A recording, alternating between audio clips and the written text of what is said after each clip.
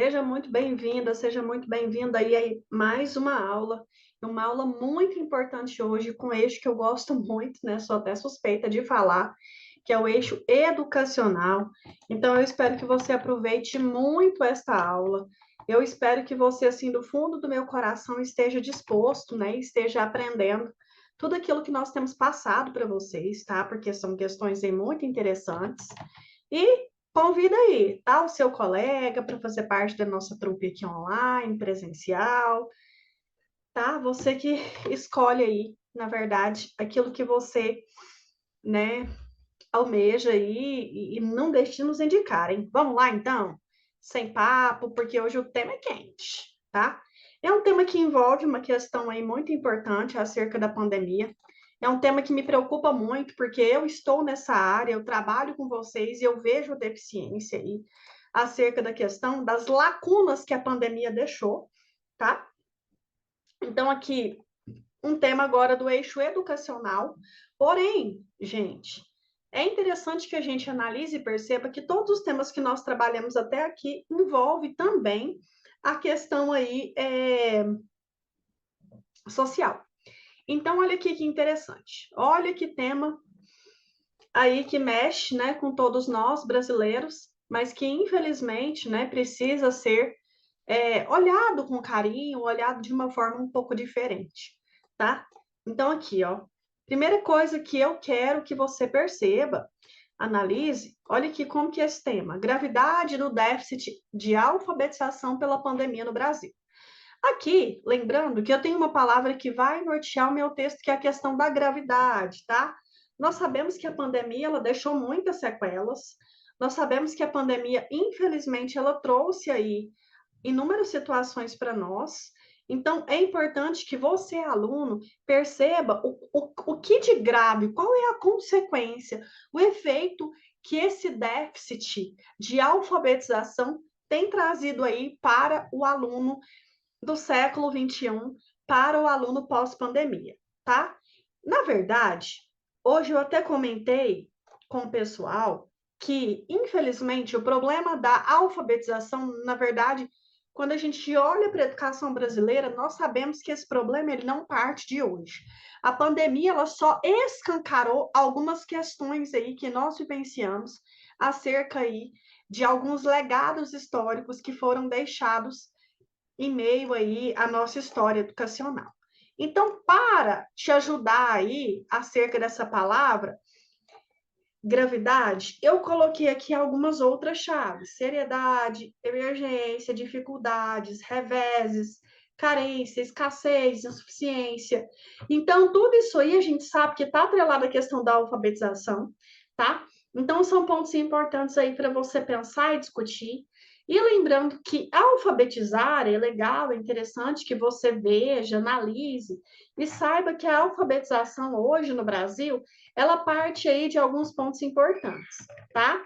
Alfabetizar, gente, é de fato esse aluno aprender a ler e escrever de forma básica, tá? Porque, assim, a alfabetização, ela se inicia lá na educação infantil, muitas vezes. Tem alunos que já saem de educação infantil, infantil 5, infantil 4, já tendo noção de codificar essas letras, tá? Só que a alfabetização, ela vai um pouco além só dessa questão da codificação. Ela também abrange a questão da escrita, né? Já falei, da habilidade de se comunicar, de interpretar, de conhecer, de compreender e produzir conhecimento. Então, nós sabemos aí que hoje, principalmente nesse mundo globalizado, os alunos, eles carecem muitas vezes desse sentido aí, tá? Tem algumas dificuldades, algumas limitações, e a gente vai ver o que é isso. Então, como eu já defini para você o que é alfabetizar, essa questão da compreensão de mundo, da interpretação, de decodificar, de reconhecer as letras, é legal que você, aluno, também saiba disso. É interessante que você, aluno, se interaja desse tema, porque é um tema que Na verdade, aí às vezes você pode ter um irmão que está passando por essa situação, você pode ter um vizinho, um amigo. Então, assim, é um tema super atual. E esse déficit de alfabetização é justamente isso. É essa criança que é insuficiente na escrita, na interpretação, na compreensão de mundo, tá? Na compreensão da forma com que ela enxerga aí algumas questões relacionadas tanto à escrita quanto à matemática e vai implicar em outras áreas do conhecimento também, tá? Então é legal aí que você pense e analise essas questões. Gente, sempre eu coloco, né? Eu coloquei aqui que esse tema ele pode ser visto do viés social e a gente vai discutir, vai ver algumas questões por quê. Porque envolve a questão, e eu até comentei também nas minhas aulas aí ao vivo, né, e presencial, que é interessante que quando a gente parte dessa questão social, eu também tenho que visar algo dentro desse tema, que é a questão aqui, eu tinha até que ter colocado socioeconômica, da economia também, porque dependendo, né, do grau de dificuldade que esse aluno tem, economicamente falando, se ele é um indivíduo que está à mercê, à margem social, tudo isso vai implicar no quesito também da educação. Cultura, porque muitas vezes existem muitos pais que não sabem ler e escrever, e infelizmente isso é passado aí para os filhos, esse desinteresse acerca da questão da educação, e educacional porque engloba vários fatores e várias pastas governamentais que vão envolver, tá, esse critério da educação. Então, é importante aí. E aí, gente, eu queria te fazer algumas perguntas para você refletir e pensar aqui comigo. Por que a pandemia implicou na alfabetização? Eu quero que você pare agora e analise o nosso quadro educacional. Nós sabemos hoje que, apesar da evolução tecnológica, da terceira revolução, que aconteceu aí no início do século XX, o que acontece? Infelizmente, ainda a educação ela não progrediu muito acerca dessas questões das revoluções tecnológicas, uma vez que o aluno, ele muitas vezes não foi alfabetizado digitalmente, porque a pandemia, nós sabemos que a educação ela migrou do presencial para o online, uma vez que nós estávamos cerceados desse contato pessoal, né, até por questão de saúde, pela questão da transmissão do vírus, então isso é um problema. E aí nós sabemos também que, infelizmente, esse aluno ele vai ficar com certo retardo educacional, uma educação, a educação ela já é um pouco retrógrada acerca, né, se você compara a educação do Brasil com outros países, mas com a pandemia, nós vamos ver aqui em números que essa situação ela acentuou. Então, assim, são questões, tá? Na verdade, a pandemia ela só trouxe à luz um problema que já existia, porém, pela falta de digitalização, de inclusão digital no país, isso ficou mais evidente, principalmente para as minorias sociais. Então, eu quero que você pense e analise sobre isso, tá bom? Outra questão importante, ó, é o efeito que a pandemia deixou para os alunos. Qual que é a consequência? Tá? Esse aluno, com certeza, ele vai ter dificuldades na base. E hoje eu achei interessante que um aluno até me perguntou, professora, o que a senhora achou aí acerca da questão do ensino médio ser vetado, novo ensino médio? E eu comentei algo que vai de encontro a essa pergunta aqui. Galera, pensa, o Brasil, infelizmente, muitas vezes ele age de maneira contrária. Porque, assim, para a gente pensar em novo ensino médio, é necessário um novo ensino fundamental, uma educação de base.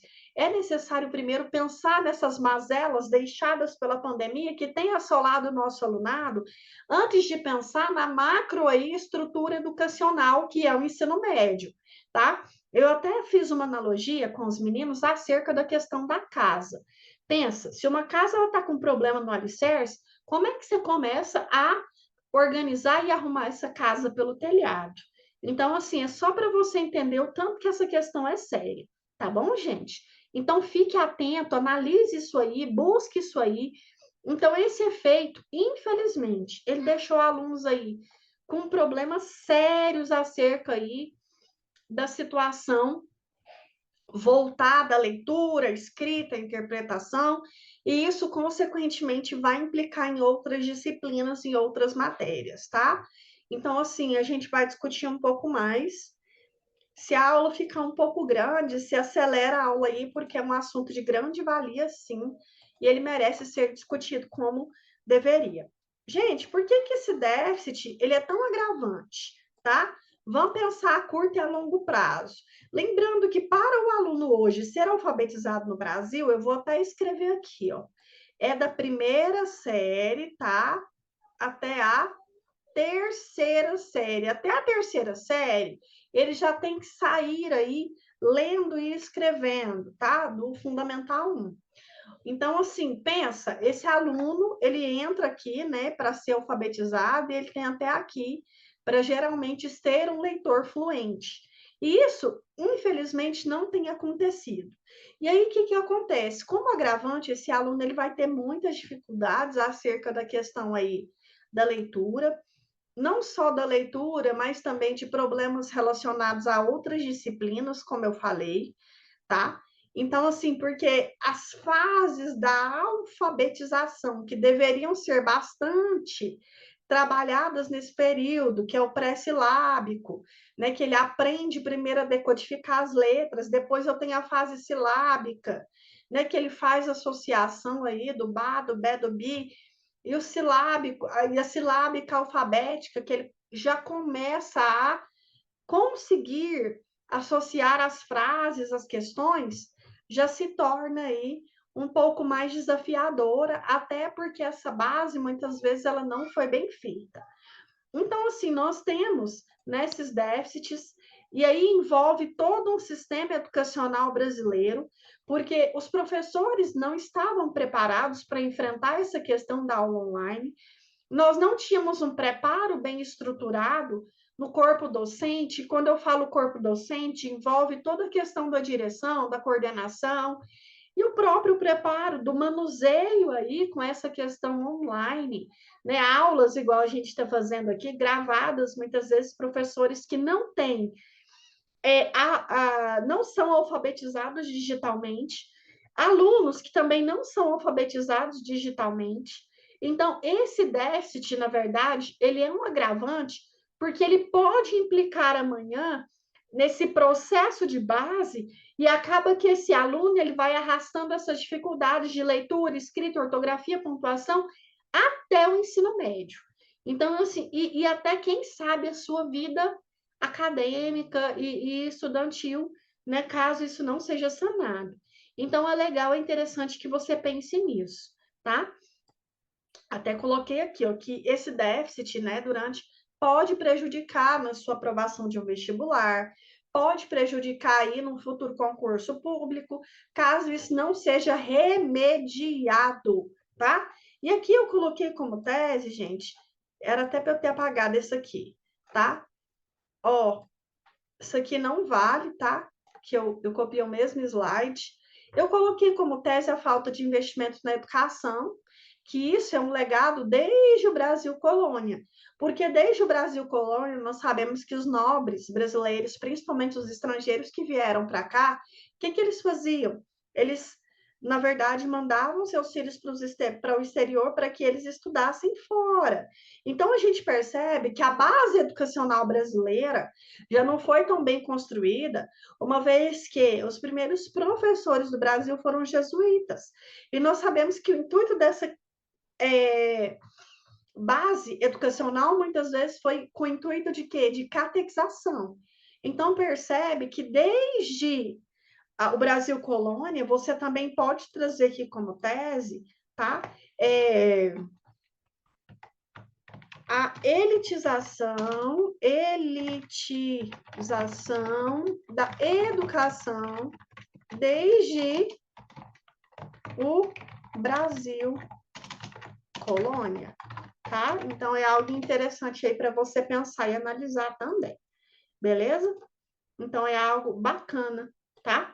Esse processo de elitização, porque o menos favorecido, ele não tinha condições, tá? De manter o seu filho aí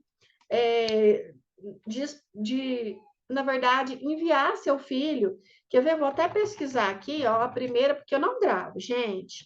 A primeira faculdade do Brasil, nela foi, eu lembro que ela foi instaurada aqui, ó, em 7 de setembro de 2020, por meio do decreto 14.344, o governo federal criou sua primeira universidade, a Universidade do Rio de Janeiro, tá?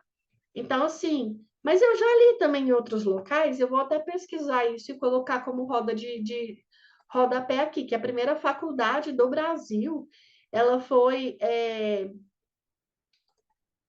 era na Bahia.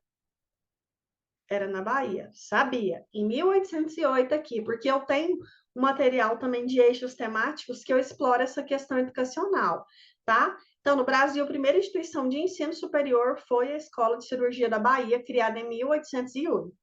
Beleza? Olha quantos anos depois, quer ver? Eu vou fazer uma conta básica aqui. Ainda bem que eu estou aqui no computador e ele me ajuda.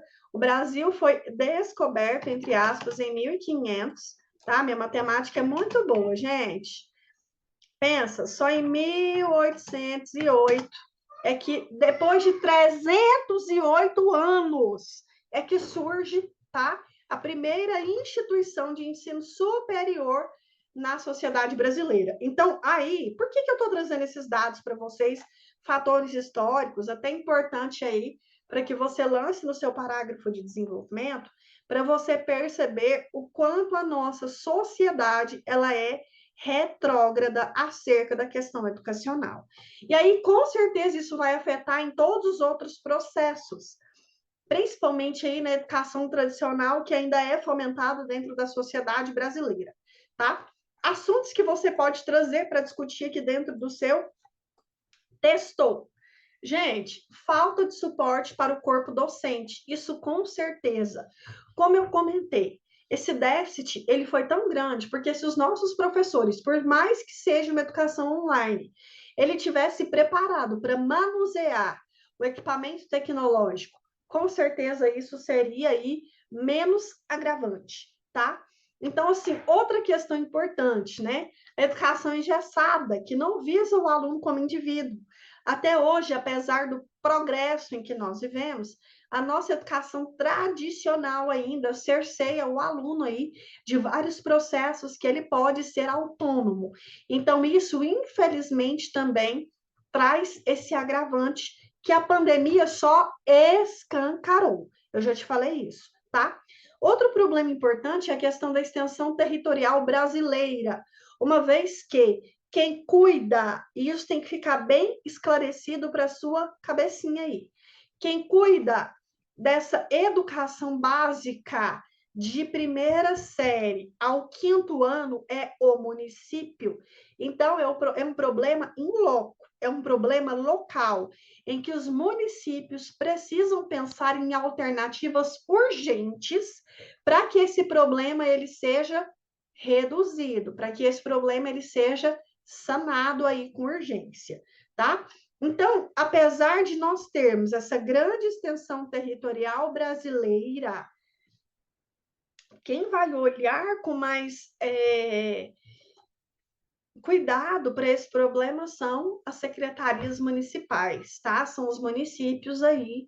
É lógico que eles podem estabelecer parcerias com o governo federal, tá? Para ceder certo apoio, mas quem faz esse papel aqui importante é, sim, o município, e anota isso aí, porque isso aí é importante.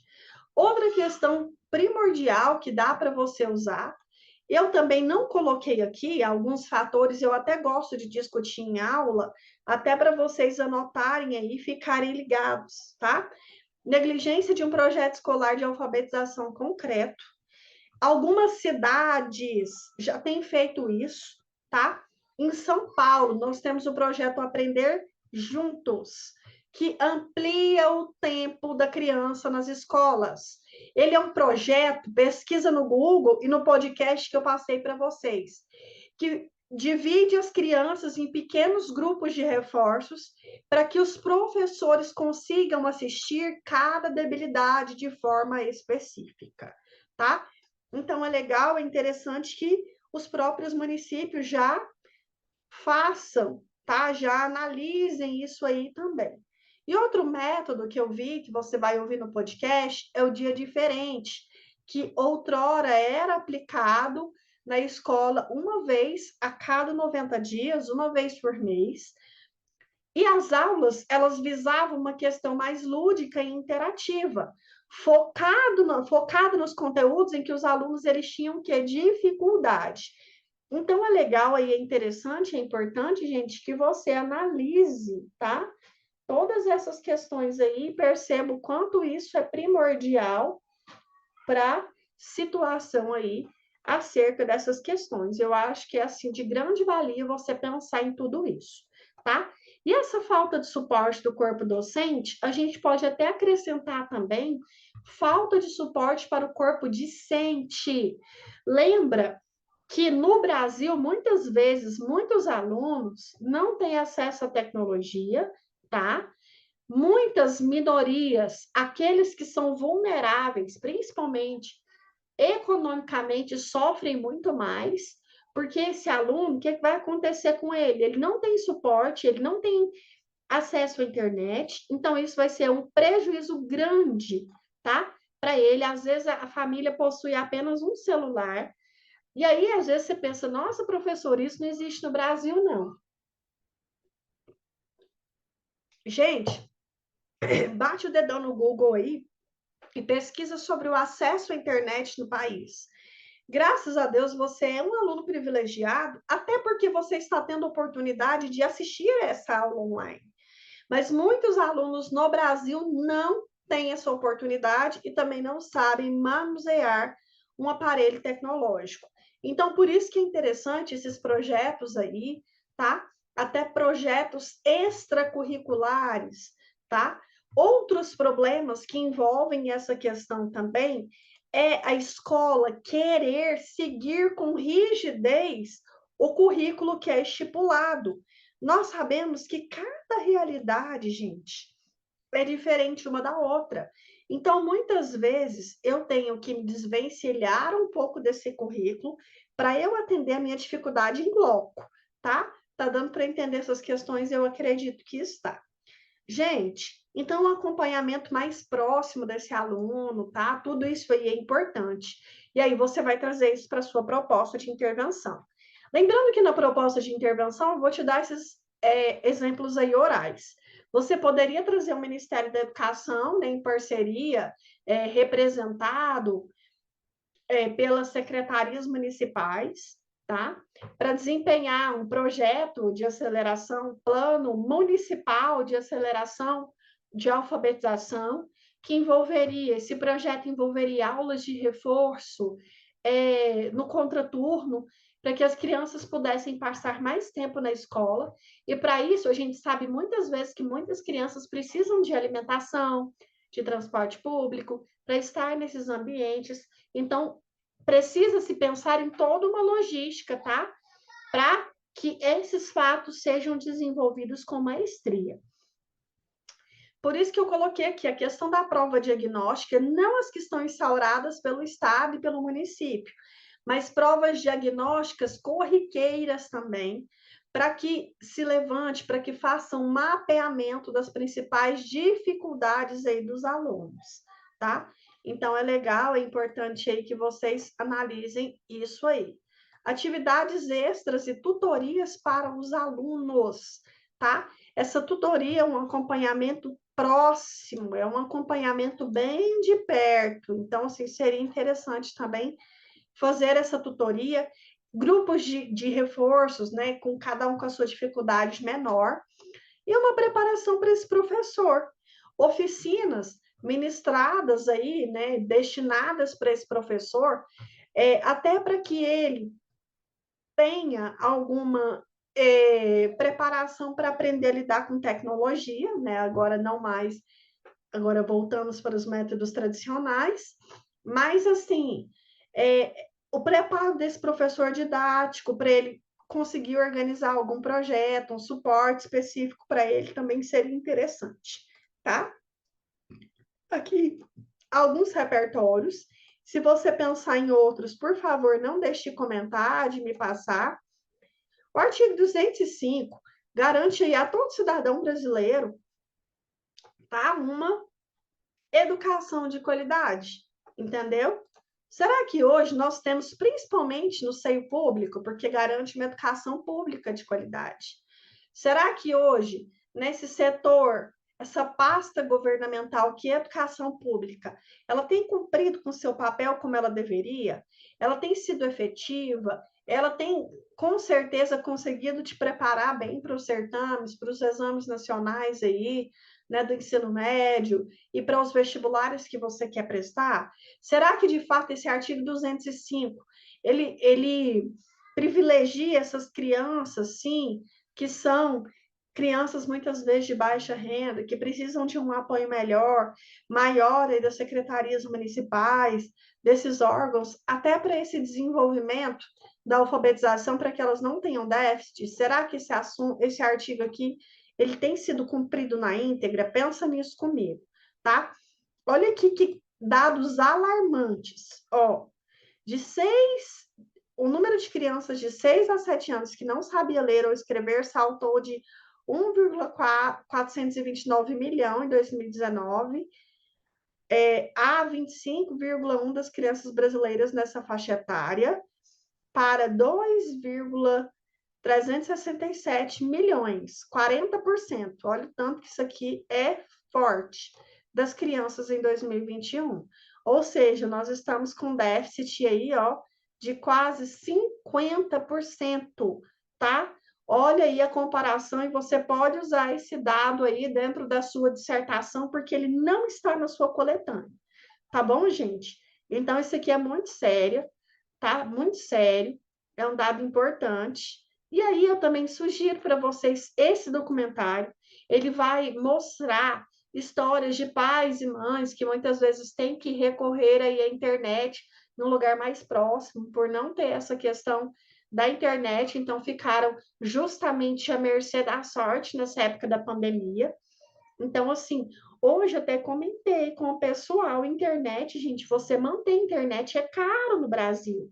Então, assim, é uma questão também que você precisa analisar e pensar, tá? E aqui eu trouxe 3 pensadores importantes para te pautar, para te ajudar. Se você vai desde, gente, educação clássica na Grécia, você vê que os nobres, sim, eles são mais privilegiados, né? Até porque muitos deles tiveram preceptores, professores particulares. E quando você faz também um levantamento, né, e uma distinção acerca da educação pública versus educação particular no Brasil, você vê uma discrepância muito grande, porque a criança da escola particular ela vai ter muitas vezes muito mais oportunidades aí do que a criança da escola pública, tá? O John Dewey, não sei falar o nome dele direito, é interessante porque ele traz algo que eu acho que encaixa muito nesse tema. Hoje, infelizmente, apesar de nós termos evoluído tanto, a nossa educação ainda é uma educação tradicionalista, é uma educação muitas vezes com foco no professor, é uma educação unilateral e não bilateral, não via de mão dupla. Por quê? Porque o professor, ele ainda, infelizmente, em vários lugares, e o nosso sistema educacional retrata isso até hoje, ele é detentor do conhecimento. Então, o John Dewey, ele vem justamente quebrar isso aí, porque ele diz que o aluno é protagonista de seu processo educacional, tá? Então, assim, é importante que você pense nisso e analise. Só que eu tenho que considerar esse aluno também, não só em relação à questão do seu intelecto, eu tenho que também trazer à tona essas questões físicas e emocionais que muitas vezes são desprezadas na escola. Então, assim, a pandemia ela afetou esses alunos, principalmente os alunos de educação básica, primeira, segunda, terceira série, primeiro ano, quarto ano, né, quinto ano. E aí a gente percebe que essas questões são bem sérias também, né? Então, assim, para o pedagogo, ali, as atividades cognitivas, né, era o desenvolvimento aí das habilidades manuais e criativas. São tão importantes, né? Tanto a cognitiva quanto as manuais e criativas. E será que hoje essa criatividade ela tem sido fomentada dentro do ser educacional? Principalmente em relação à alfabetização? Ou o professor ele quer entregar tudo mastigado e o aluno ele não pode ser protagonista aí do seu processo de alfabetização? Outro pensador muito interessante, até um psicólogo, ele é fundador da terapia não diretiva, ele vai trazer aqui, ó, a relação entre o professor e o aluno. Na verdade, o professor ele é um condutor nessa vertente aqui do Carl Rogers. Por quê? Porque o aluno ele vai encontrar a sua própria maneira de aprendizagem. Eu, professor, eu tenho a função de te direcionar, até na questão da alfabetização, gente. E isso muitas vezes não é bem organizado dentro da sociedade brasileira. Então, é um ponto aí, ó, para você dissertar, retratar, porque essa falta de suporte, essa falta de preparo, suponho que você coloque isso, muitas vezes traz um professor para a sala de aula que não consegue construir um indivíduo autêntico, um indivíduo que eu como professora, muitas vezes eu não sou empática, eu não sou altruísta, eu não me importo aí com a dor do outro, e muitas vezes eu não respeito esse indivíduo com as suas limitações e com as dificuldades que ele demanda. Então, são questões importantes aí para você, aluno, analisar, tá? Então, isso tudo vai afetar no processo de aprendizagem, tá? Então, tudo isso aí vai afetar. Professor, muitas vezes, que não tem paciência, que não conhece o processo individual de cada aluno, tá? Então, essa é a nova proposta aí. E eu acredito que o governo vigente poderia olhar de forma diferente para esse novo quadro educacional e pensar não em novo ensino médio, e trazer essa reforma lá para a base educacional. Tá? E uma sugestão até seria interessante colocar profissional de área. Sempre quando eu falo temas voltados à questão da educação, eu defendo essa vertente. Não estou desfazendo o pedagogo, mas é muito trabalho, é muita tarefa para que esse pedagogo desempenhe e ministre todas as disciplinas. Então, seria mais interessante que o pedagogo ele ficasse mais para gerenciar projetos, fosse coordenador, e aí destinar-se os professores de área aí para essas séries iniciais, tá? Mais um aí que eu acredito que você conhece também, que é o Paulo Freire, que vai retratar sobre o processo de educação tradicionalista bancária, que o aluno é um mero depósito de conhecimento. Ele tem várias obras aí, né? Porque, na verdade, o Paulo Freire ele tem um papel importante na educação. Ele tem experiência na área da alfabetização, uma vez que ele desenvolve uma alfabetização para adultos, que muitas vezes é muito mais desafiador, porque esse adulto ele já é alfabetizado de alguma forma, é lógico, mas ele não sabe decodificar, tá?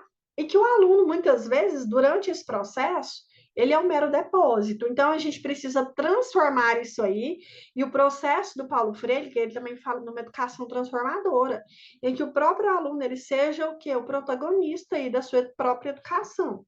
Então, essa educação bancária, pedagogia do oprimido, como as obras que ele retrata, muitas vezes não transforma esse indivíduo, uma vez que ele é um mero depósito, ele não consegue assumir senso crítico por conta do nosso formato educacional, e muitas vezes a educação tecnicista ainda é uma vertente forte do Brasil. Gente, falei muito nesse tema, hein? E você? Pensou em algum mais ou em outro repertório? Não vem falar para mim que não tem repertório, não, viu? Porque você tem. Fora esses que eu te passei, você deve ter pensado em outras questões.